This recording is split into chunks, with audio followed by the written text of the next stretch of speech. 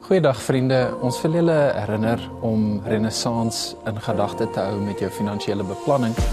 As jy Renaissance 'n vaste item op jou begroting kan maak, kan dit ons help om 'n konstante inkomste te genereer, waarmee ons baie beter kan beplan en vooruitdink. Jou bydrae word opreg gewaardeer.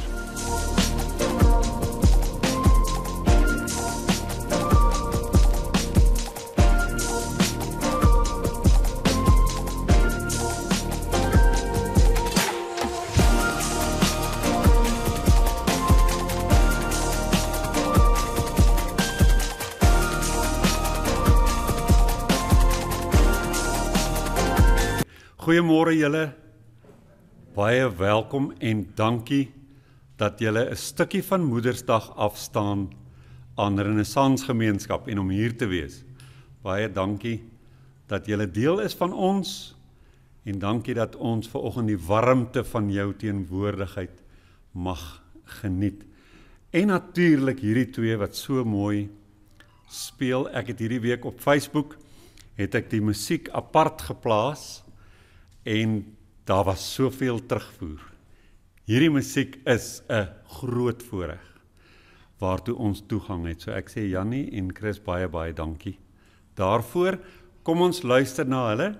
Tussen die twee stukke musiek wat hulle gaan speel is daar 'n 3 minute stilte tyd. Nou net vir mense wat nie weet nie waaroor ons die stilte skep nie. Dit is sodat jy in daai tyd kan mediteer of net stil wees of bid, of wat ook al vir jou werk, om rustig te word. En dan na die 3 minute sal hulle weer begin speel, en daarna praat ek.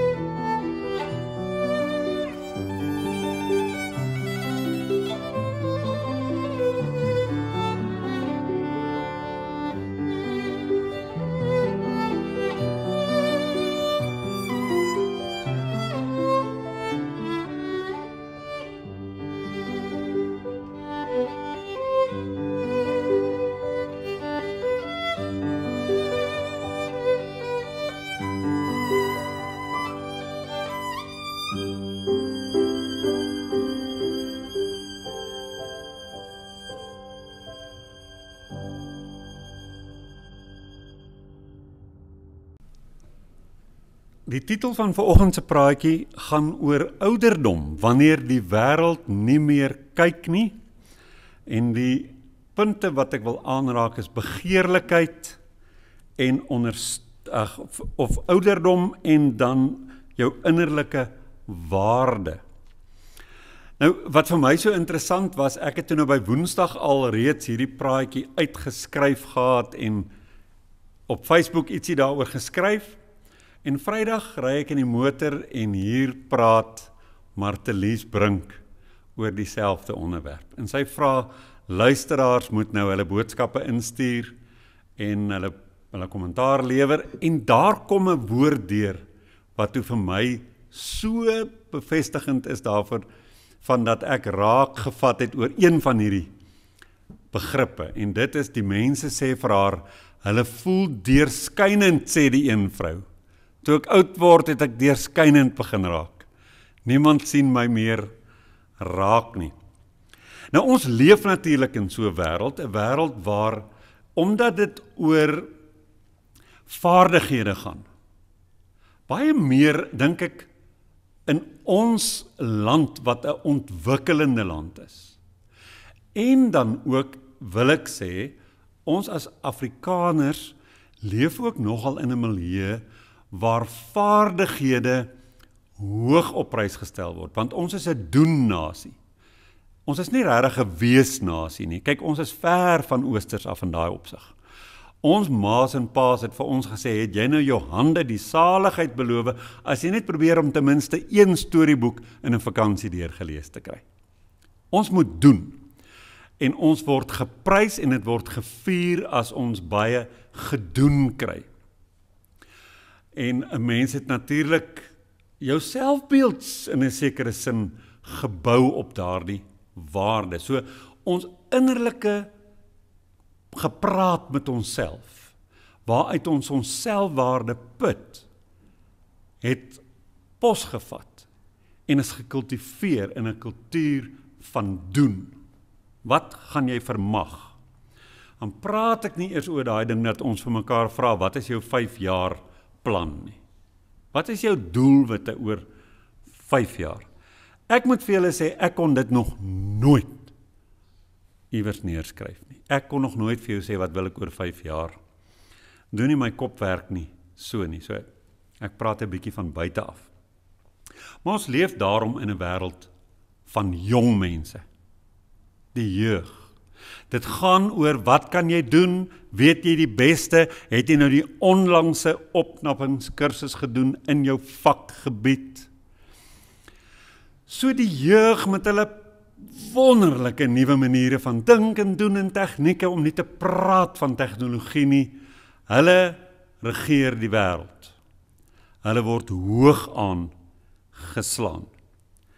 En ons sien hoe dat ons eenkant gestoot word, en hoe dat ons al hoe meer voel dat ons is nou uit 'n ander era, en ons is nie so vaardig as dit by die tegnologie kom nie, so ons laat nie hierdie wêreld werklik meer gebeur nie. En dan is ons by alles liggaamlike wesens. En ek het 'n paar jaar gelede een oggend aan hierdie onderwerp geraak, en dit is dat elkeen van ons is ook 'n seksuele wese. Ons is ook so aan mekaar gesit dat ons graag gesien wil word. Dat ons graag mooi wil wees. Dat ons graag wil voel, maar ek is darm nog begeerlik. En ek dink net die lewe is baie genadig met 'n mens, want soos wat jy ouer word, gaan dinge mos maar so stelselmatig dood in jou. Dis asof daar blare val en blare val, totdat dit naderhand net die ou droë bome is wat daar staan. En ek dink dit is fantasties, want ek sou nooit in my lewe gedink het toe ek op universiteit was, dat dit 'n mens op 'n dag nie sal laat skrik as jy jou voorstel hoe jy doodgaan nie. En toe kom ek nou daar, op my ouderdom, waar ek baie keer daaroor dink, ek sê nou dit gebeur hierdie jaar. En ek is nou met julle dood eerlik, as ek vir jou kan sê, dan dink ek, dis nie vir my skrikwekkend nie. Om te dink, ek kan nou binnekort dalk doodgaan nie. Ek kies dit nie, maar dis nie skrikwekkend nie.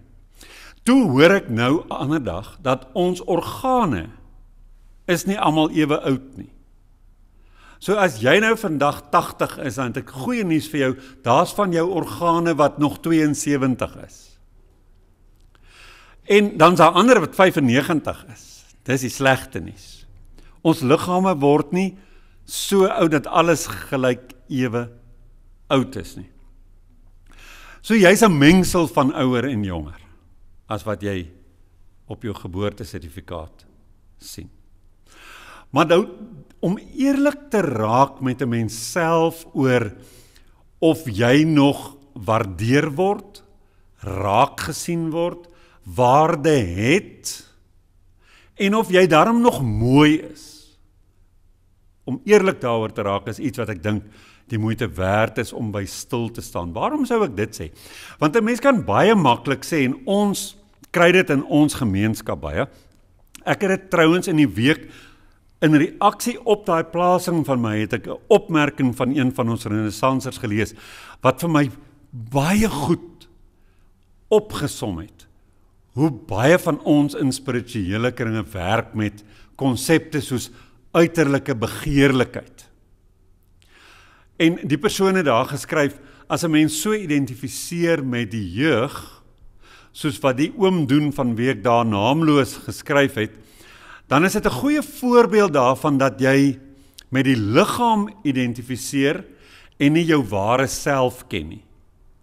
En ons het mos daai spektrum van die liggaamlike, die rolle wat jy speel, die identifikasies wat jou ego doen, en aan die ander kant jou diepste innerlike waarde en wat mense noem dan die ware jy, wat van alles gestroop kan word wat met die driedimensionele te doen het en dan nog steeds standhou, baie sterk ook.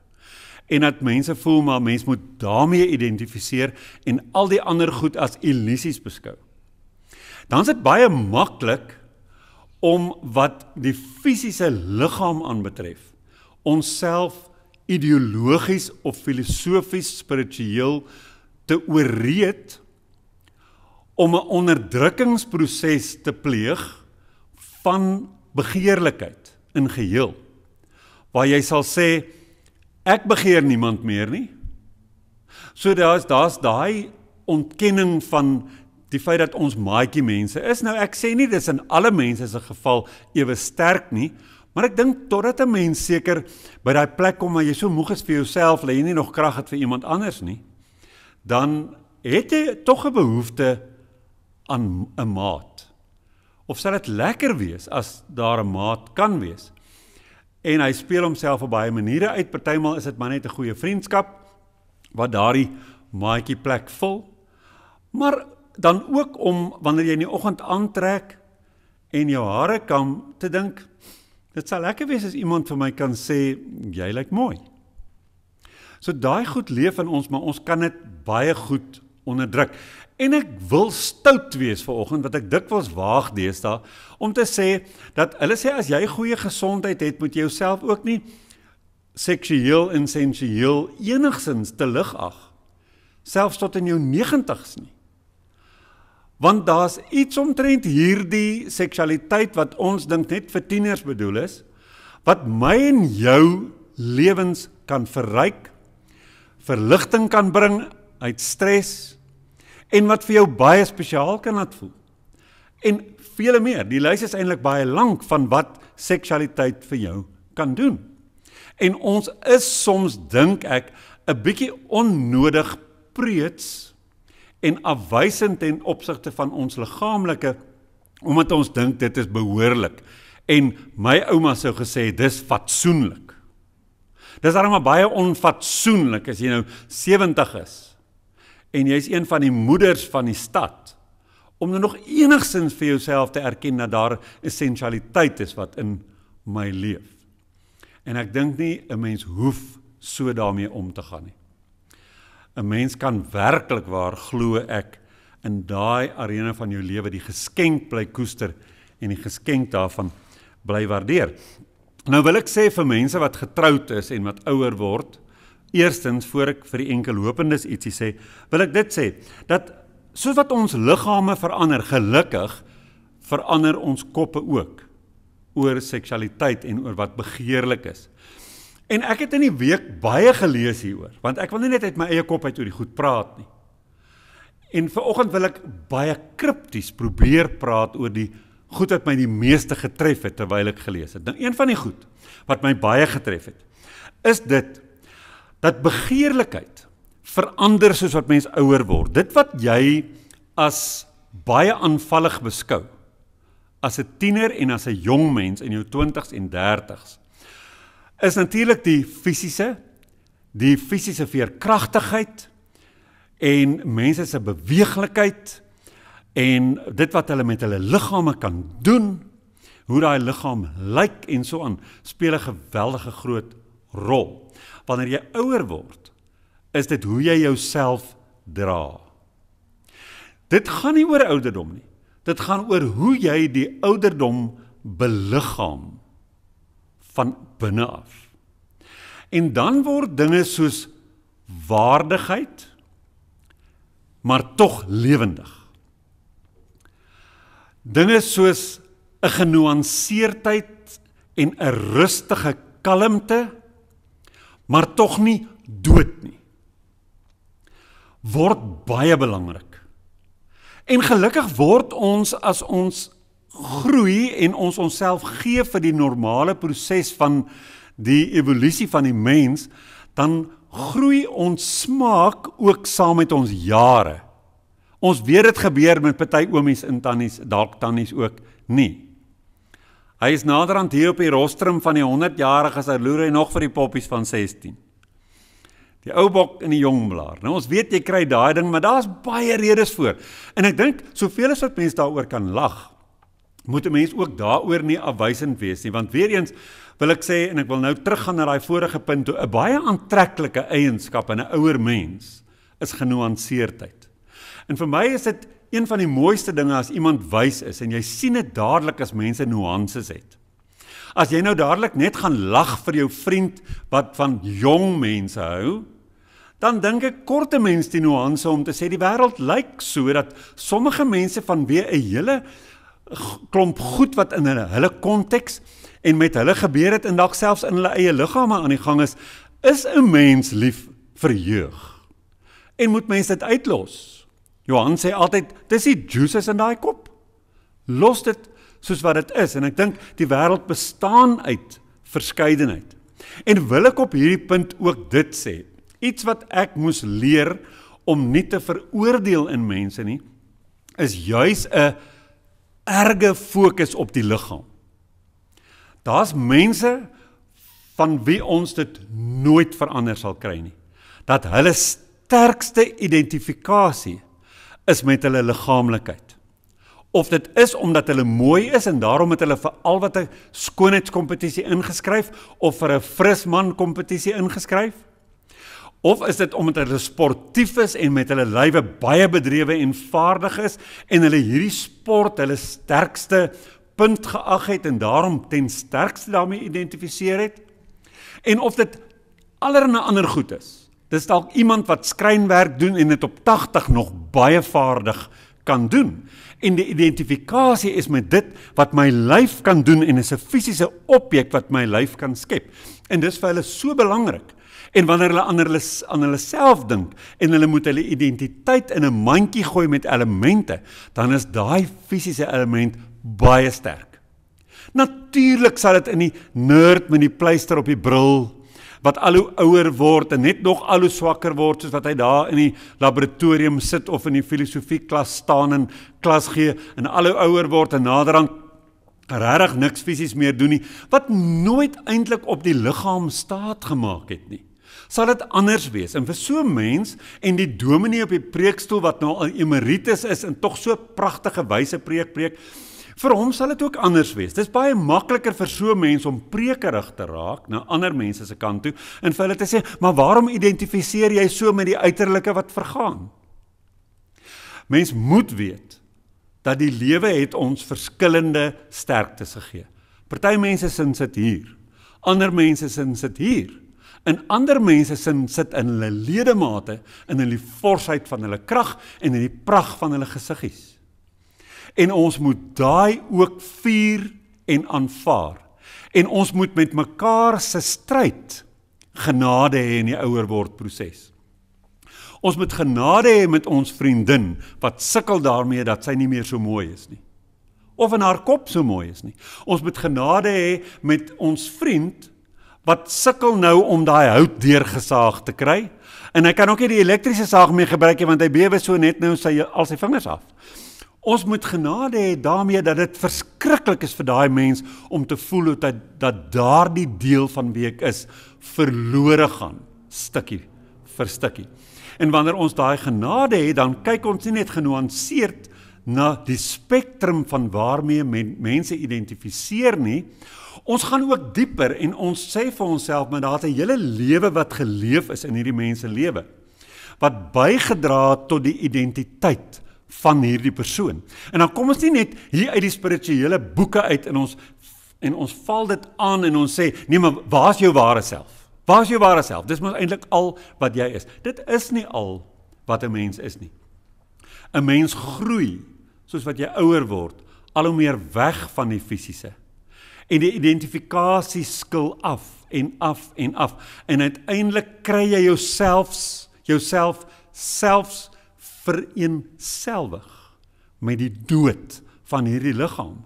En daarmee al die identiteite wat jy opgebou het deur die loop van jou lewe. Maar dit is 'n proses. En 'n mens hoef nie, en ek wil sê, mens moet ook nie vir die liggaamlike sterf voordat jy dood is nie. Een aand op televisie in een of ander program, toe voer hulle 'n gesprek met Tim, nou vergeet ek, die joernalis wat rapporte, Tim Du Plessis. En toe bewe sy hand so. En toe vra die onderhoudvoerder vir hom, nou wat gebeur daar? Toe sê hy, ek het Parkinsons. En toe vra hulle vir hom, nou hoe voel jy daaroor? En hy het 'n sinnetjie gesê wat my bygebly het tot nou toe. Hy het gesê, weet jy wat, hierdie siekte sal ek bestuur, maar een besluit wat ek geneem het is dit. Ek gaan eendag doodgaan, eendag. En al die ander dae tot dan, leef ek. Dit val saam met 'n pragtige storie wat ek gekry het uit Boeddhisme. Die Boeddha het met 'n klei beker gesit en hy het vir sy leerlinge gesê, ek beskou hierdie beker alreeds as stikkend. Toe vra een van sy leerlinge vir hom, nou maar waarom het jy so morbiede perspektief op jou beker? Die beker is dan heel en hou steeds water. Toe sê hy, as ek hierdie beker as stikkend beskou, dan het ek reeds vrede gemaak met die feit dat hierdie beker eendag op die vloer sal val en aan skerwe sal lê. Dan maak dit, dat ek dit nie vrees nie, dat ek nie die hele dag daaroor obsessief is nie, maar dat daarmee het ek klaar gespeel, want vir my is hy reeds stikkend, en as ek hom dan in my hand hou, dan geniet en waardeer ek hom met soveel meer diepe dankbaarheid, terwyl hy nog kan werk. En dis hoe 'n mens met jou liggaam werk.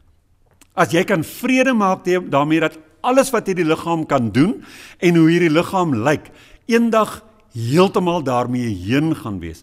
En jy daai prentjie vir jou vooruitgesien, en dis hoekom dit goed partykeer is om oor 'n mens se dood te dink. Wat 'n fantasie is daai nou? As jy oor jou dood dink en daai totale afgebrokenheid van die liggaamlike, en jy kom dan terug in die hede, dan is jy so dankbaar dat jy nog is, en nog kan doen, en nog op 'n manier kan lyk. En as 'n mens dan nou nie meer die nooi kan wees wat soos 'n narkie lyk nie, dan leer jy waardeer dat daar's niks so mooi op die oog by enige Saterdag kermis soos 'n pannekoek met kaneelsuiker nie.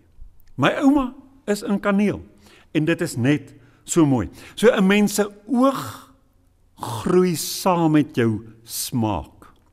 En wanneer jy jouself in die spieël kyk, dan kam jy daai eilerhaartjies, en jy kry 'n styl wat werk, en jy kry 'n versagting in dit wat vir jou mooi is, ingeleefdheid, karakter, statigheid, waardigheid, 'n natuurlike ontspannenheid en 'n vrede met wie ek is, word alles vir my mooi in myself en ook in die mense rondom my.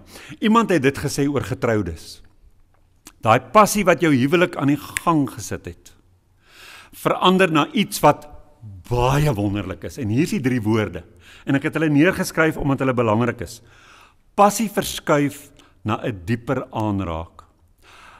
Hulle beweer dat as jy ouer is, die persoon wat rustig genoeg gaan wees om tyd met jou deur te bring in die huis, jou lewensmaat, en jou hart diep gaan raak, gaan die persoon wees op wie jy weer verlief gaan raak.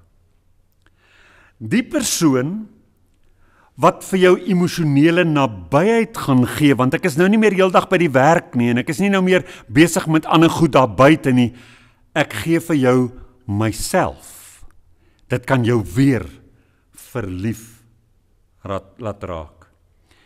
En hierdie persoon wat saam met jou is, wanneer jy jou grootste krisisse deurgaan, saam met jou by die dokter wag vir die uitslag na 'n biopsie. Daai persoon boesem soveel vertroue in, jy weet jy het iemand op wie jy kan leun, dit laat jou opnuut verlief raak op mekaar. Wat aantreklik was toe jy jonk was, verander. Volwassenheid, selfkennis, kalmte word eroties. Daai goed, as 'n mens jou oog daarna toe draai, dan beleef jy selfs 'n dieper verliefdheid en eenwording met die persoon wat saam met jou leef. En ek wil vir enkellopendes dit ook sê. 'n Mens moet nooit jouself, kom ek gebruik daai lelike term, afskryf op die fisiese gebied nie. Hulle beweer, en ek sê dit nou uit ons eertydse staatspresident F.W. de Klerk se broer se boekie wat hy geskryf het, Die Vreemde God en sy Mense, Willem de Klerk. Hy het gesê, alle interaksie het 'n ondertoon van die essensiële. Wanneer jy met 'n ander mens praat, het jy nie die essensiële deel van jou lewe afgeskakel en afgeskil nie. Dit speel 'n rol. En daarom, wanneer 'n man met 'n ander vrou in homoseksuele konteks, mans, vrouens, wanneer jy met mekaar interaksie het oor enige iets anders, dan is daar 'n ondertoon van wie jy is ook in jou geslagtelike identifikasie en wie jy gemaak is om te wees. En dit speel 'n rol en daarom sal dit mekaar ook komplementeer. Mense sien jou raak en dis altyd goed vir jou siel om te bly die moeite doen om mooi te lyk. Jouself mooi aan te bied. En in jou interaksie te sien hoe dat daarop reageer word. En sonder dat jy dit miskien bewustelik ervaar. In die onderbewussyn is daar daai bevestiging, jy's 'n mooi vrou, jy's 'n aantreklike man, jy lyk goed. En terwyl ons nog aardlinge is hierdie goed baie belangrik vir ons. Daar's baie dikwels in die ouer wordende proses, is daar 'n worsteling met eie waarde. En terwyl jy 'n aardling is, iemand op die aarde in 'n lyf, is die liggaam 'n maklike beginplek. Om jou liggaam so gesond as moontlik, so fiks as moontlik, so selfhandhawend as moontlik en so goed as moontlik te laat lyk, sodat daai terugvoer kom en dit lewer 'n groot bydra tot die innerlike waarde van jou as mens hier op die aarde. Nou gaan ek na 'n ding toe, en dit is 'n belangrike ene, sosiale uitsluiting. ek gaan vir julle nou ietsie vertel. Ek het lank in die week gewonder, gaan ek dit vertel, gaan ek dit nie vertel nie. Toe besluit ek, laat ek dit doen, want dit is 'n baie goeie voorbeeld en ook 'n bevestiging van hoe waar dit is. 'n Jonger persoon wat Renaissance bygewoon het vir 'n rukkie, het verlede jaar eendag vir my gesê, weet jy wat, ons sal nie in Renaissance, sal ons nie jong mense kan intrek nie. Toe vra ek waarom nie. Toe sê hy vir my, jong mense wil met 'n gemeenskap te doen hê, wat hulle posisie, en dit ek haal nou die woorde aan, wat hulle posisie in die lewe op die leer kan bevorder. En dit kan nie in die Renaissance gebeur nie, want die Renaissancers is nie, en nou gaan ek weer eens aanhaal, connected in die samelewing nie. Dis daai ding van, dis nie wie jy is nie, maar wie jy ken, wat jou in die lewe gaan laat vordering maak. Dis daai kontakte, daai netwerk. En hier kom dit toe baie direk en sterk ter sprake. Jong mense sal nie Renaissance toe kom nie, want Renaissance is nie die who's who van die samelewing nie. En toes my woorde, ek wonder of jy weet, wie is die Renaissancers? Ek wonder of jy weet, welke posisies hulle beklee het in die samelewing en in hierdie stad. En toe kom die antwoord, ja, met die klem op het. Dit gryp hierdie tema van ouer word ten sterkste aan die kern Achilleshiel van ouer word. Wanneer mens daai woorde hoor. Ja, jy was dalk die staatspresident, maar nou is jy oud. En wat is daai lelike woord wat hulle gebruik? Jy's 'n has-been. En my vriende, omdat ek so lief is vir ouer mense, nog altyd was, is nou 80. En baie van hulle was skrywers en kunstenaars en akteurs en so, en ek hoor in die gesprekke en hulle sê dit vir my, en ek het 'n WhatsApp gekry wat my so in die hart geroer het 2 weke gelede, en ek dink dit is wat my aangespoor het om hierdie praatjie te lewer. Toe een van my vriende vir my gesê het, na 'n speelvak, vir my gesê het, ek is so moeg, ek besef net, ek word oud. Ek besef net, ek word oud. En wanneer ons klaar gespeel het en van die verhoog afklim, kom ek agter die jong akteurs sluit my uit, wanneer hulle ietsie gaan eet, agterna. Daai ding is iets wat ons gelukkig reeds aanspreek deur Renaissance te wees. Die feit dat jy hierso is vanoggend, beteken, jy neem klaar die regte stap, om nie jouself te isoleer nie. Want hier is blykbaar een van die redes, en daar's weer eens talle, maar ek gaan net een noem, dalk 2. Waarom dit gebeur in die samelewing? Daar word gesê, ons soek mense op, in wie ons die ideale beeld van onsself kan sien. So as ek my ideale self as jeugdig beskou, en ek met ander woorde, jeugdigheid as die uiterste identifikasie beskou, die mees geldige, die een wat die sterkste bene het om op te staan, as ek dit so beskou, dan gaan ek in die ouer word proses heeltyd poog om by die jong mense in te bly. Want as hulle my geselskap is, dan flous ek my siege, want dan sien ek myself in daai spieël en ek vergeet van my ouderdom. En ek probeer dit systap. En dit is hoekom mense ook met mense in posisies wil te maak hê, want hulle glo dan dat hulle ook 'n sportjie hoër is, in 'n beter buurt wil intrek, en so meer. As jy kan sê vir die persoon wat langs jou bly, kan sê, ek was ook in Venesië gewees hierdie vakansie, en nie in Margate nie, dan is daar baie voor te sê in jong mense se koppe. So hierdie goed speel groot rolle, dit gaan oor wie is jy. Nou, ons maak groot foute as ouer wordende mense in hierdie verband. Ons begin dit voel, dat ons uitsak.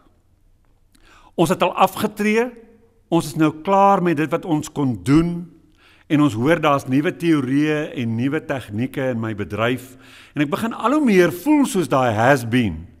En ek moet met daai ding deel, ek kan dit of ontken of ek moet daarmee deel. En wat ons nou doen, ons sit met daai ervaring en ons begin voel uitgestoot en ons begin voel ons raak irrelevant.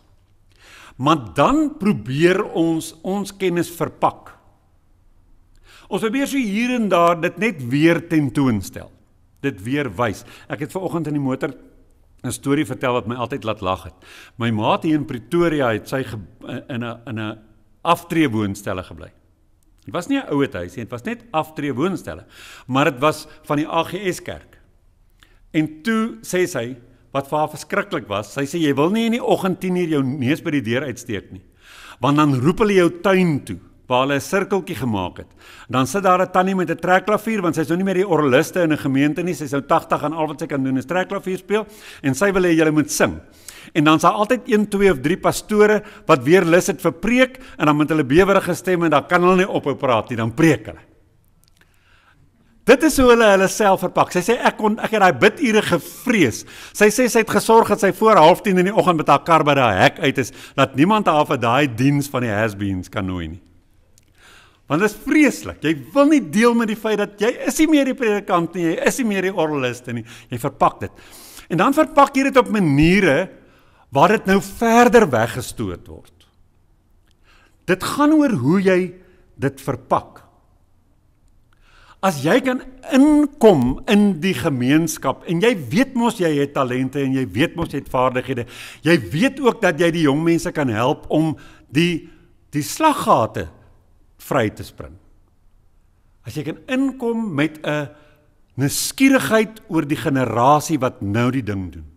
Jy luister, vertel my, waarmee is dit wat julle generasie sukkel?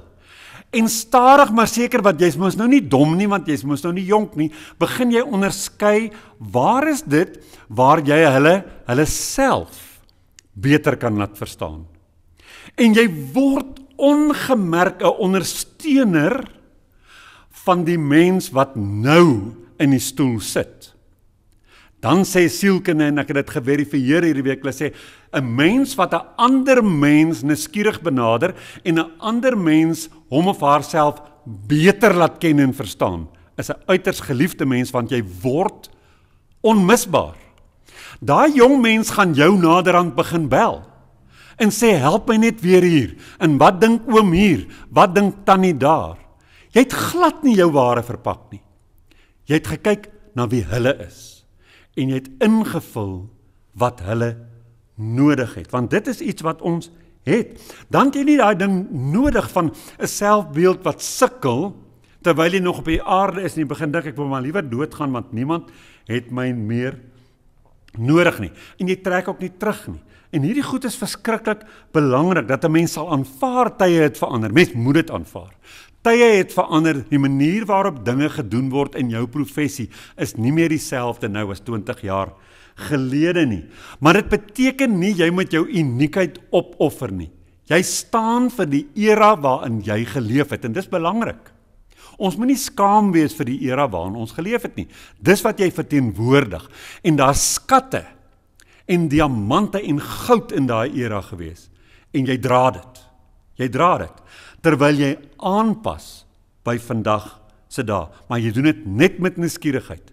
Nie deur te maak asof jy ook nog in die spel is nie. Want as jy dit doen, dan kom jy by daai plek uit waar mense gaan sê, but now you mutton trying to be lamb. En ons weet dit werk nie. Wie is ouer? Wie is oud? Maar wie is relevant? Deur nie meer agter die stuurwiel te sit nie, maar te hoor wanneer vra iemand vir jou, hou net vir my vir 'n oomblik die stuurwiel vas, oom of tannie. Of sê my, wat dink jy moet ons nou doen? Hou aan netwerk, julle doen dit, julle netwerk. Jy gaan na die konserte toe, jy woon die vertonings by, jy is by die boekbesprekings, jy gaan na filosofie aande toe. Jy doen jou ding in die gemeenskap, sodat netwerk jou gesond hou, terwyl jy nog op die aarde is. Dit is 'n verskriklike ding om asketies te leef. Dit is vir niemand goed nie, en dit gaan jou laat krimp. En dan die laaste een is speel. Speel, speel, speel. Dit is belangrik om te speel, ons moet lig wees. Wanneer jy lig is dit wonderlik. Maar ek wil net hierdie punt afsluit met 'n uittreksel wat ek hier neergeskryf het. Ek wil hom vir julle lees, want hy het my geraak. Hy sê, die beste manier vir 'n ou mens om in hierdie wêreld van jeugdigheid te leef, is dit. Om altyd te kies om eerder relevant te wees as nostalgies. Want niemand kan saam met jou teruggaan na jou jong dae toe nie. Maar jy kan na hulle toe kom waar hulle nou is. En die laaste ene gaan wees, Johan het vanoggend vir my gesê, preek kort. Toe sê ek gaan probeer, maar ek preek nou klaar weer nie kort nie. Die laaste een is jou gemeenskapswaarde. Jou gemeenskapswaarde. Jy was dalk professor, jy was dalk onderwyser, bestuurder, leraar, ma, aanbiddelike ouma, wat ook al jy was, het 'n titel gehad in die lewe.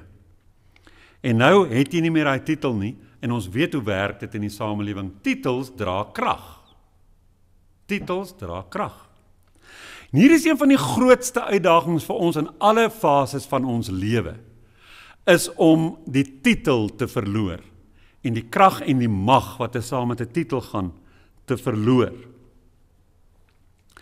As daai titel weg is, dan gaan jy ontdek, dit het eintlik nooit oor jou titel gegaan nie, die titel was in die pad, die titel het mense in elk geval irriteer en geïntimideer.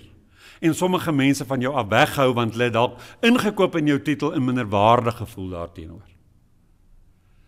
Die wonderlikste ding van ouderdom is om te ontdek, dat ek sonder 'n titel net kan wees. En as ek net is, en dit kom met werklike aflegging van die titel, die status, die rol wat ek speel en of ek geag word. En ek begin net op 'n spontane manier dit gee wat ek kan gee, dan gebeur daai fantastiese ding, dat jy gapings vul. Dan begin die samelewing agterkom, dat hulle jou nodig het, want jy raak teenwoordig. En ek wil daai punt nou deurtrek. Toe ek gepraat het oor seksualiteit, het ek gesê, passie word vervang met, jy's nou nie noodwendig meer so verskriklik mooi vir jou lewensmaat nie, maar jy's teenwoordig in jou huwelik. Dit is 'n kragtige ding om te word. Is teenwoordig. As jy hier waar jy iemand was, nou nie meer 'n iemand in die samelewing is nie, maar jy die rykheid van dit wat in jou gegroei en geleef het. As jy kan leer om sonder daai iemand wat jy was, se identiteit net nog te wees wie jy is, dan is jy nou, moet jy weet, 20 jaar na jou aftrede, 20 jaar ryper en ryker en dieper, as toe jy daai iemand was, so jy is 'n groter iemand. Jy moet dit net wees. As ou mense kan besef, ons is meer as jong mense, want ons het gerol deur die lewe, en die rolle wat ons gespeel het, het in ons siege 'n tolbos geword, in ons brein 'n tolbos geword, in ons hart en in ons gees het dit 'n tolbos geword. Ek is ryp. Jy praat van rypwording, jy praat van in 'n ou mens, hoe ouer, hoe meer. Dis 'n majestueuse wese daarin. Dis 'n majestueuse wese daarin. En daarom sê ek altyd vir Johan, dit is hoekom ek graag 95 wil word. Baie mense sê ook wil jonk doodgaan, I want to die a beautiful corpse. Ek wil nie 'n beautiful corpse wees nie. Goed, daai is nou in elk geval al lankal weg as dit al ooit daar was. Maar die punt is net, ek wil doodgaan op 'n punt waar ek voel, ek het die rykheid en die rypheid van 'n mens wat vol gelewe het ek ervaar en dit het om my gepak. En dat ek dit kan wees dan, sonder opdringerigheid, sonder die mag, sonder die aansprake, sonder die titel. Ek is iemand wat aangepas het by 'n nuwe konteks en tydsgees, en ek probeer nie 'n iemand daar wees nie, ek is net myself daar. En dan gebeur hierdie goed. So ek skuif in die ouderdom, van identiteit na teenwoordigheid. Ek skuif van belangrik wees na net wees. Ek herdefinieer my waarde vanuit wat ek kan doen na wie ek nou is. En daai is gewoonlik geduldig, wys en teenwoordig. Wat kan ons bied, mense? Ons is almal hier. Ek is nie doodseker nie, maar ek dink die meeste van ons vandag hierso is nou al daar waar ons kan voel waarvan ek praat vandag. Wat kan ons bied? Jy kan 'n stilte bied waar die wêreld skree. Jy kan nuances in gesprekke bied waar almal in hulle jeug in uiterstes praat.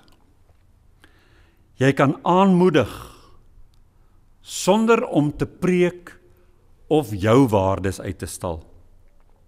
Jy kan geselskap bied sonder 'n agenda, want jy het nie meer 'n koninkryk wat jy wil bou nie. So jy trek mense in jou lewe in vir opregte interaksie met 'n mens en nie vir dit wat jy uit hulle wil hê nie. Dis nie meer jou posisie wat jou waarde gee nie. Dis die kwaliteit van die aandag wat jy gee aan almal wat in jou lewe instap. Toe Jesus op pad kruis toe is, so kort daarvoor, toe pluk hulle die palmtakke en hulle gooi het en hulle skree, Hosanna aan die koning van die Jode, daai titel. Hulle prys hom met die titel. Maar daai slim apokaliptiese Esseense profeet het nie vir daai stupidity geval nie. Hy het geweet, hulle kroon jou vandag, hulle kruisig vir jou môre. Dis hoe die wêreld werk. Soos jy op kroon en kruis jou waarde bou, gaan jy baie seer kry.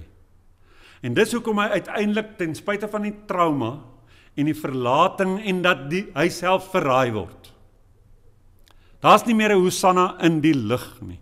Daar's nie 'n palmtak in sig nie. Hy kniel op grond met sy knieë en hy kon sê, afgebreek, sê hy, ek gee myself vir hierdie proses. Nie my wil nie. Nie my wil nie. As ons dit kan doen, dan besef ons, ek verander nie, ek word nie minder nie, ek verander bloot van vorm. Die vlam wat ek eens was, word nou die kole, soos antrasiet. Die stem wat ek eens was, word nou 'n wyse, sagte, empatiese fluistering. Die dans wat ek op die verhoog van die lewe was, word nou daar agter die gordyn, die koreograaf. Spiritualiteit vra ook nie van ons om liggies te wees nie. Om iewers in 'n hoek met 'n geskrif te gaan sit en mediteer en te voel, ons is klaar met die lewe nie. Spiritualiteit vra net van jou om ligter om te gaan met wie jy is. Want ons wêreld sal altyd soek na iemand wat hulle laat veilig voel, hulle laat dink en hulle laat rus. En dis wie ek en jy in ons ou dag is. Daar's 'n storie van 'n klein kind Ping, dis 'n Taoïstiese tradisie. Hulle pa was 'n keiser en die pa het vir hulle gesê, vir elke kind gesê, hierso is 'n saadjie en hier's 'n pot. Plant vir my hierdie blomsaad in die pot.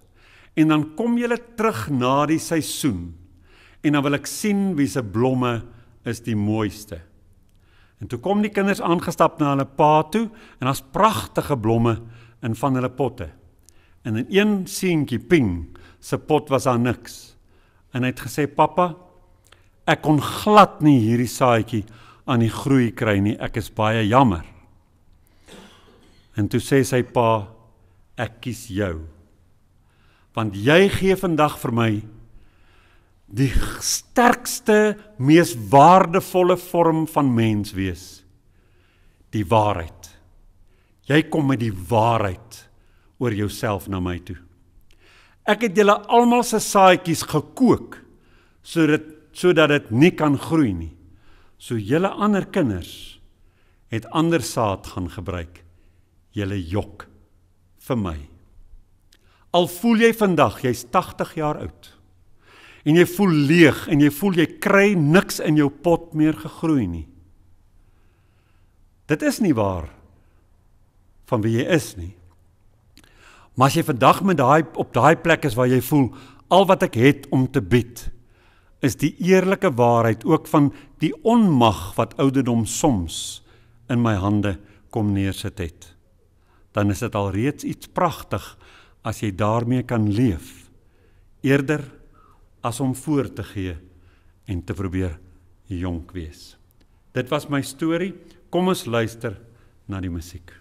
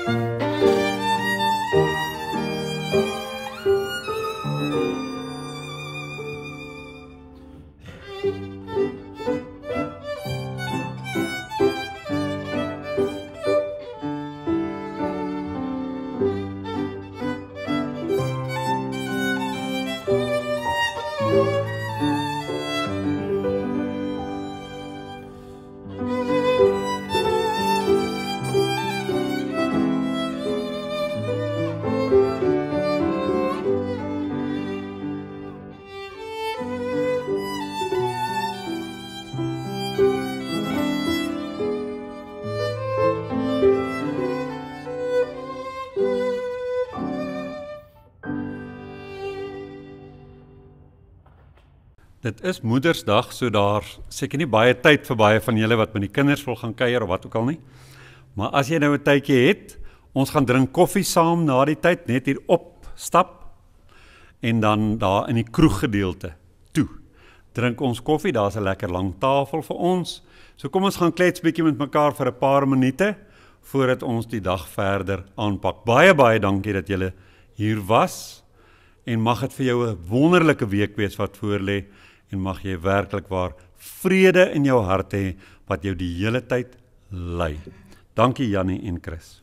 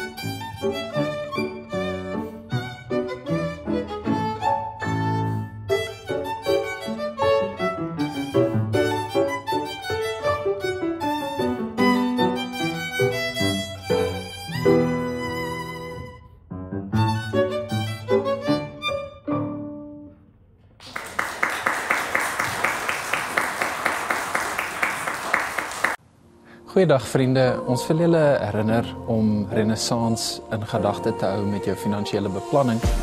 As jy Renaissance 'n vaste item op jou begroting kan maak, kan dit ons help om 'n konstante inkomste te genereer, waarmee ons baie beter kan beplan en vooruitdink. Jou bydrae word opreg waardeer.